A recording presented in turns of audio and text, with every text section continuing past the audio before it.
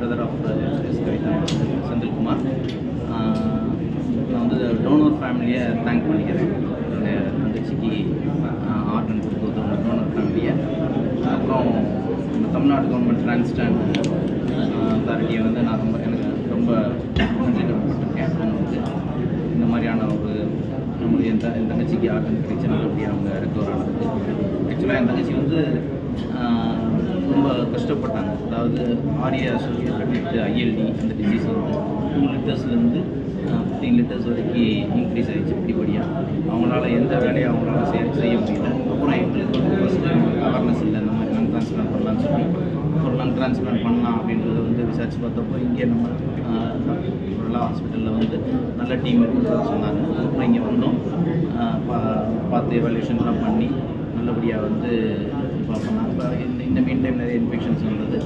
அதுக்கப்புறம் அவங்கள சரி பண்ணிகிட்டே இருந்தோம். அப்புறம் கிட்டத்தட்ட லாஸ்ட் டைம் இந்த இன்ஃபெக்ஷன் வரும்போது வந்து ஒன்றும் சரி பண்ண முடியல. கிட்டத்தட்ட 2 டேஸில் வந்து எக்மோ போகிற மாதிரி இருந்தது. எக்மோலாம் போயிருந்தால் ஹார்ட்டும் சேர்த்து ப்ராப்ளம்ஸு ரிலேட் ஆகி இன்னும் ரொம்ப ப்ராப்ளம்ஸ் வந்துட்டு இருக்கும். அந்தளவுக்கு இல்லாமல் இடையிலே வந்து நல்லபடியாக இந்த கீழே லங் கிடச்சது, ஆர்கன் கிடைச்சதுனால சர்ஜரி பண்ணி அந்த டீம் போஸ்ட் ஆஃப் டீமும் வந்து ரொம்ப நல்லா பார்த்துக்கணும். அந்த ஹாஸ்பிட்டலும் ரொம்ப க்ளீன் அண்ட் ஹைஜீனிக். இந்த மாதிரி செட்டப்ஸ் இல்லைன்னா இந்த மாதிரி நம்ம சர்ஜரிஸ் பண்ணி ரெக்கவர் ஆகி வர்றது ரொம்ப கஷ்டம். இந்த செட்டப்ஸ் எல்லாம் க்ரியேட் பண்ணி வச்சுருக்கேன். டாக்டர் சாருக்கு நன்றி வச்சுக்கிறேன். அதான் சிஸ்டர் பேர்னா அவங்க எப்படி இந்த பிரச்சனை ஆரம்ப காலத்தில் எப்படி இருந்தது? அவங்க சிஸ்டர் பேர் கவிதா. ஆரம்ப காலத்தில் வந்து அவங்க ரொமேட்டட் ஆர்த்ரைட்டிஸ் இருந்தது. ரொமேட்டட் ஆர்த்ரைட்டிஸ் வந்து எல்லாருக்குமே இந்த லங்ஸ் அஃபெக்ட் பண்ணாது. ஒரு பர்டிகுலர் 10,000 1 லேக்கில் இருக்கிற ஒரு ஆளுக்கு வந்து லங்ஸ் அஃபெக்ட் பண்ணும். ஆரம்ப காலத்தில் லங்ஸ் அஃபெக்ட் பண்ணும்போது அது பெரிய லெவலில் பாதிப்பாக எங்களுக்கு தெரியல. போக அந்த ஸ்கேரிங் கூட ஆரம்பிச்சதுனால அவங்களால வந்து ப்ரீத் பண்ண முடியல. ஃபஸ்ட்டு வந்து கொஞ்சம் ஆக்சிஜன் மட்டும் எடுத்தாங்க அப்பப்போ. அப்புறம் ஃபுல் டைம் வந்து நைட் மட்டும் ஒரு 2 லிட்டர்ஸ் எடுத்தாங்க. அப்புறம் ஃபுல் டைம் 2 லிட்டர்ஸ், அப்புறம் 5 லிட்டர்ஸ், 7 லிட்டர்ஸ். இந்த மாதிரி எங்களுக்கு அவேர்னஸ் இல்லாததுனால அந்த லேட் ஆகும். கிட்டத்தட்ட வந்து இது ஒரு 10 இயர்ஸாக வந்து ஆக்சிஜன் இல்லாமல் இருந்தாங்க, ஆக்சிஜன் சப்போர்ட் இல்லாமல். லாஸ்ட் 5 இயர்ஸ் 2020லேருந்து 25 வரைக்கும் ஆக்சிஜன் சப்போர்ட்டோட தான் இருந்தாங்க. அதுவும் 2 லிட்டர்ஸ் to 15 லிட்டர்ஸ் படிப்படியாக கூடிடுச்சு. கூடினது யாரும் நாங்கள் எதிர்பார்க்கவே இல்லை. 5 லிட்டர்ஸில் கிட்டத்தட்ட 3 இயர்ஸ் 4 இயர்ஸ் இருந்தது. இந்த 5 லிட்டர்ஸ்லேருந்து 15 லிட்டர்ஸ் வர்றது ஒரு 6 மந்த்ஸில் நடந்துருச்சு. 15 லிட்டர்ஸ்க்கு மேலே இங்கேயே வந்தப்புறம் எங்களால் வந்து ஹாஸ்பிட்டலில் விட்டு மூவ் பண்ணவே முடியல. அவ்வளோ தூரத்துக்கு வந்து மோசமான ஒரு சூழ்நிலை இருந்துச்சு. பட் அது எல்லாத்தையுமே சரி பண்ணி லங்ஸ் டிரான்ஸ்பிளான்ட் பண்ணப்புறம் இப்போது ஃப்ரீயாக ப்ரீத்திங், எந்த விதமான ஆக்சிஜன் சப்போர்ட்ஸும் இல்லாமல் அவங்களால ஃப்ரீயாக ப்ரீத் பண்ண முடியுது. அதை பார்க்கவே எங்களுக்கு சந்தோஷம்.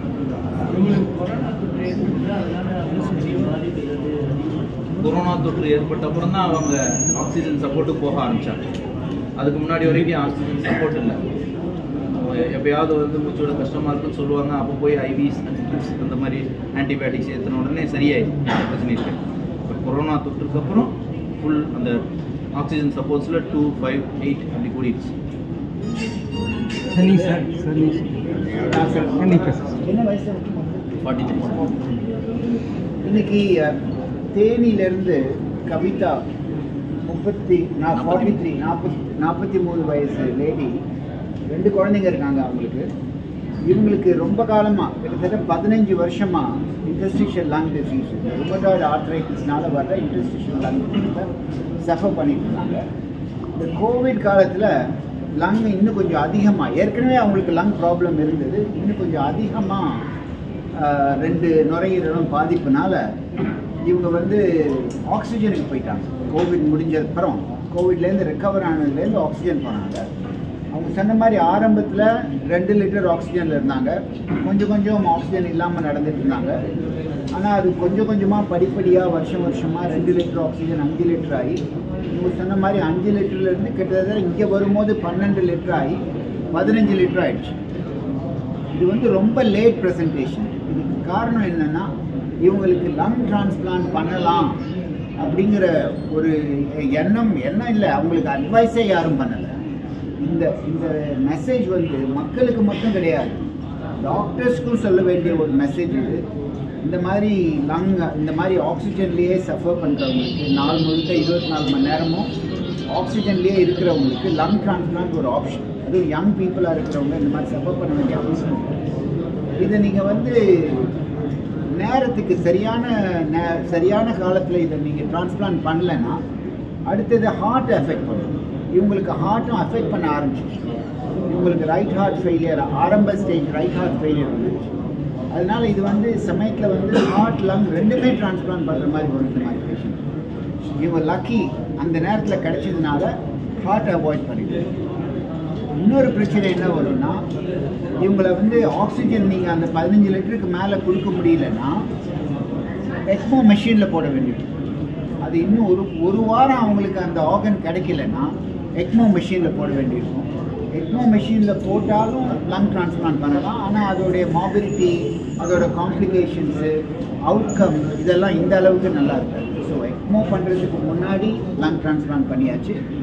அந்த மாதிரி ஹார்ட் ஃபெயிலியருக்கு முன்னாடியும் லங் டிரான்ஸ்பிளான்ட் பண்ணியாச்சு. இந்த மாதிரி 3 மாதத்துக்குள்ளே இவங்களுக்கு ஒரு லங் வந்து கிடைச்சது. லிஸ்ட் பண்ணி 3 மாதத்துக்குள்ளே இவங்களுக்கு ஒரு லங் கிடைச்சது. இது ஒரு ஆப்பர்ச்சுனிட்டி. உலகத்தில் எங்கே பார்த்தாலும் இவ்வளோ சீக்கிரமாகவும் கிடைக்காது.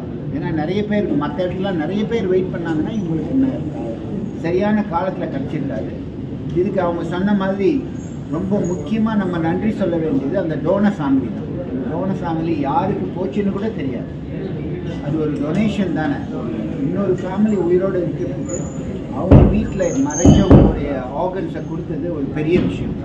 லங்ஸை மட்டும் கொடுக்கல அந்த டோனர்ஸு, லிவரு, ஹார்ட்டு, கிட்னி எல்லா ஆர்கனுமே அவங்க கொடுத்தாங்க. அவங்களுக்கு தான் நம்ம முக்கியமாக நன்றி சொல்லணும். அடுத்தது டிரான்ஸ்டாண்ட் இதை எனேபிள் பண்ணுது. இது வந்து இந்த மாதிரி தமிழ்நாடு தான் முதல்ல இருக்குது. இந்த மாதிரி ஆர்கன் டொனேஷனில், கடாவர் ஆர்கன் டொனேஷனில் தமிழ்நாடு தான் முதல்ல இருக்குது. நீங்கள் பல தடவை நானும் சொல்லியிருக்கேன், பல தடவை நீங்களும் எழுதியிருக்கீங்க. தமிழ்நாடு கவர்மெண்ட்டுக்கும் நன்றி சொல்லணும். இந்த மாதிரி ஒன்றுமே முடியாமல் இருந்தவங்க இன்றைக்கி ஆக்சிஜன் இல்லாமல் இன்னும் வீக்காக தான் இருக்காங்க. கொஞ்ச நாள் ஆச்சுன்னா நல்ல மசில் ஸ்ட்ரென்த் எல்லாம் வந்துருச்சுன்னா நார்மல் ஆகிடுவாங்க. அவங்களுக்கு 2 குழந்தைங்க இருக்குது. ஃபோட்டோவில் பார்த்தீங்கன்னா அவங்களுடைய வாழ்க்கை நல்லா இருக்கணும்னு வாழ்க்கை. நன்றி. எங்களோட ப்ராப்ளம் எங்களோட லங்ஸ் வந்து 2010 ருமேட்டட் ஆர்த்ரைட்டிஸ் டயக்னோஸ் பண்ணாங்க. அப்புறம் அது ஃபாலோ பண்ணி எங்களோட லங்கும் அஃபெக்ட் ஆக ஆரம்பிச்சிச்சு. இது யூஎஸில் அவங்க இருந்தாங்க. அப்போ அங்கே டயக்னோஸ் பண்ணாங்க.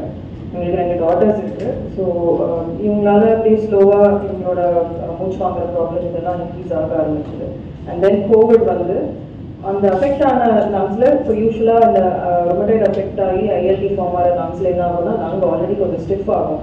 அந்த லங்ஸில் எங்களுக்கு கோவிட் வரவும் கோவிட் வந்து அந்த லங்கை இன்னும் ஸ்டிஃப் ஆகிடுச்சு. ஸோ கோவிட் வந்து போனதுலேருந்து இவங்க ஆக்சிஜனில் தான் இருக்காங்க. ஸ்லோவாக எங்களோட ஆக்சிஜன் ரிக்வயர்மெண்ட் அவங்க சொன்ன மாதிரி 2 லிட்டர்ஸ் 5 லிட்டர்ஸ்னு கிட்டத்தட்ட எங்ககிட்ட வரப்போ அவங்க ஒரு 15 லிட்டர் ஆக்சிஜன் வச்சா கூட அவங்களுக்கு பத்தாத மாதிரியான சுச்சுவேஷனில் இருந்தாங்க. நம்ம வீட்டில் வச்சு ஆக்சிஜன் கொடுக்கும்போது 15 லிட்டர்ஸ் தான் கொடுக்க முடியும். ஸோ அவங்களால வீட்டில் அந்த அளவுக்கு ஆக்சிஜன் சப்போர்ட் கொடுத்தும் அவங்களால வந்து மேனேஜ் பண்ண முடியல. இவங்க எங்களுக்கு வந்தது வந்து ஒரு லேட் ப்ரெசன்டேஷன். இவங்களுக்கு இந்த மாதிரி டிரான்ஸ்பிளான்ட் அப்படிங்கிற ஒரு ஆப்ஷன் இருக்குன்றதே ரொம்ப லேட்டாக தான் தெரிய வந்தது. பை தென் அவ்வளோ ஆக்சிஜன் ரெக்வயர்மெண்ட் ஒரு பேஷண்ட்டுக்கு தேவைப்படுது அப்படிங்கும்போது ஹார்ட் ரொம்ப ஸ்ட்ரெயின் ஆகி பம்ப் ஆகும். ஸோ இவங்க ஹார்ட்டுமே ரொம்ப அஃபெக்ட் ஆக ஆரம்பிச்ச ஒரு ஸ்டேட்டில் தான் எங்ககிட்ட வந்தாங்க. எங்ககிட்ட வந்து இவங்களை லிஸ்ட் பண்ணி அந்த ஒரு 3 மந்த்ஸில் நாங்கள் நவம்பர் கிட்ட இவங்களை லிஸ்ட் பண்ணோம். இவங்களுக்கு டிரான்ஸ்பிளான்ட் லிஸ்ட்டில் ரெஜிஸ்டர் பண்ணோம். அதுலேருந்து இவங்களுக்கு ஆர்கன் கிடைக்கிறதுக்கு ஒரு 3 மாதம் ஆச்சு. அந்த 3 மந்த்ஸ்லேயே நாங்கள் எங்களை ஒரு 4-5 வாட்டி அட்மிட் பண்ணியிருக்கோம். அவங்க வீட்டில் ரொம்ப கஷ்டப்பட்டாங்க. அவங்க வாஷ்ரூம் எழுந்து போகிறதுக்கு கூட அவங்களுக்கு அந்த ஆக்சிஜன் இல்லாமல் எதுவுமே ஆக்சிஜன் இல்லாமல் இல்லை, ஆக்சிஜனோடையே அவங்க வாஷ்ரூம் போகிறது ரொம்ப கஷ்டப்பட்டுட்டு இருந்தாங்க. So luckily donor was a blessing எங்களுக்கு. நாங்கள் வந்து இவங்க அந்த வீக் ஆல்மோஸ்ட் எக்மோவில் போடுற மாதிரி இருந்தோம். ஏன்னா ஹார்ட்டும் ஃபெயில் ஆக ஆரம்பிச்சிட்டு இருந்தது. ஸோ அந்த டைமில் ரொம்ப டைம்லியாக ஒரு டோனர் கிடச்சாங்க அவங்களுக்கு பர்ஃபெக்டாக. அண்ட் டிரான்ஸ்பிளான்ட் பண்ணி இன்னைக்கு இவங்க ஷீஸ் ஏபிள் டு எவ்ரிதிங். அவங்களால எல்லாமே அவங்க பண்ண முடியும். அவங்க 2 டாட்டர்ஸ் அவங்க கூட இருக்காங்க. இப்போ அவங்களால எல்லா ஆக்டிவிட்டீஸும் பண்ணிக்க முடியுது. இப்போ அடுத்த மாதம் அவங்க திரும்ப ஊருக்கு போக போகிறாங்க. நாங்கள் போஸ்ட் டிரான்ஸ்பிளான்ட் அவங்களுக்கு பண்ண பயோப்சியும் அதெல்லாம் ரொம்ப நல்லா ஃபங்க்ஷன் ஆகுது அப்படின்னு நான் ப்ரூவ் பண்ணியிருக்கேன். எங்களோட சர்ஜன்ஸும் அதை பற்றி சொல்லுவாங்க. அவங்களோட மார்டாலிட்டி லைக் அவுட்கம் ப்ராப்ளம்ஸ் வந்து கம்மியாக இருக்கும். லங் மட்டும் தனியாக பண்ணுறது வேறு, ஹார்ட் மட்டும் தனியாக பண்ணுறது வேறு. அது லங் சேர்ந்து பண்ணும்போது அவங்க வந்து 2 ஆர்கன் கூட்டிட்டு இருக்கிறது ப்ராப்ளம். 2 ஆர்கனையும் ப்ரொடெக்ட் பண்ணணும் அப்படின்னு சொல்லியிருந்தாங்க. இங்கே ஒரு லங் மட்டும் பண்ணிட்டு ஹார்ட்டை வந்து நாங்கள் ரெஃபர் பண்ணோம். இப்படி எக்மோ போடாமல் ECMO போடாமல் மெடிக்கலாக மேனேஜ் பண்ணி share record. That is importance of this patients. Like மோஸ்ட்டாக இந்த மாதிரியான பேஷன்ஸ் என்ன பண்ணுவாங்க, ECMO போட்டுருவாங்க, இல்லை போஸ்ட் ஆப்ரேட்டிவாக ECMO தேவைப்படும். ECMO தேவைப்படும் போது அதோட காம்ப்ளிகேஷன் ரேட்ஸ் எல்லாமே அதிகமாக இருக்கும். இந்த patient we have prevented from ECMO and heart and lung transplant. With a very only lung transplant, she has made very good outcome. That is important in this patient. For 2 years, பெருசாக நடக்கிறதே இல்லை. Confine to bed and just வீட்டில் மட்டும் bathroom போயிட்டு அந்த மாதிரி தான். So அந்த மாதிரி பேஷண்ட்ஸ்க்கு வந்து தெர்பி நிறைய மசில் லாஸ் இருக்கும், மசில் ஸ்ட்ரென்த் இருக்காது. ஸோ அந்த மாதிரி இருக்கும்போது post of recovery is also delay.